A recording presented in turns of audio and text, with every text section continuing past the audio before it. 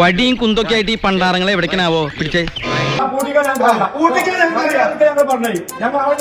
ഒന്ന് പോടാപ്പ. അല്ല ചവിട്ടിയത് അണലിയാണില്ല. വിട്ടുകൊടുക്കുന്ന പ്രശ്നമേ ഇല്ലത്രേ.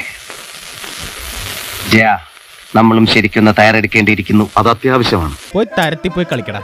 വിപ്ലവ വീര്യം കൂടി കത്തിജ്വലിച്ചെത്തിയ സമരക്കാരോട് ഇതായിരുന്നു ആ ഉദ്യോഗസ്ഥന്റെ നയം. കണ്ടിട്ട് ആളൊരു മിടുക്കനാണ് തോന്നല്ലേ? സംശയമുണ്ടോ? ആള് നല്ല മിടുക്കനാ, എന്നെ പോലെ സ്മാർട്ട്. ഗജ്ജി നായിൻ മകനെ, നായിന്റെ പട്ടി മോനെ. അടിച്ചോ അടിച്ചോ. ഒളിക്കടവിൽ അമ്മൂമ്മമാരെ വരെ കുളിച്ചും കാണുന്നവരെ അടിച്ചോ അടിച്ചോ അടിച്ചോ അടിച്ചു.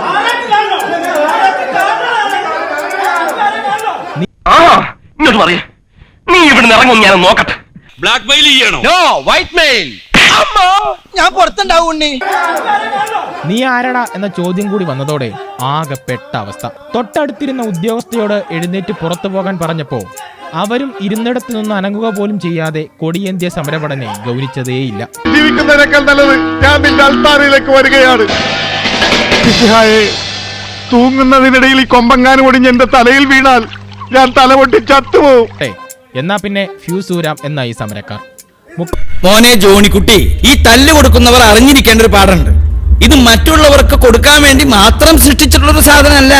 ഇത് ഇടയ്ക്കൊക്കെ ഇങ്ങോട്ടും കിട്ടാനുള്ള ഒരു സാധനം കൂടിയാണ്. അത് നിന്റെ അനുജന്മാരെ ഇഷ്ടം പോലെ വാങ്ങിക്കൂട്ടി. മടക്കിക്കുത്ത് അഴിച്ചിടാത്തത് ബഹുമാനക്കുറവുകൊണ്ടല്ല, മുണ്ടിന്റെ മൂട് കീറിയിരിക്കുക. നിങ്ങൾ വലിയവനാണ്.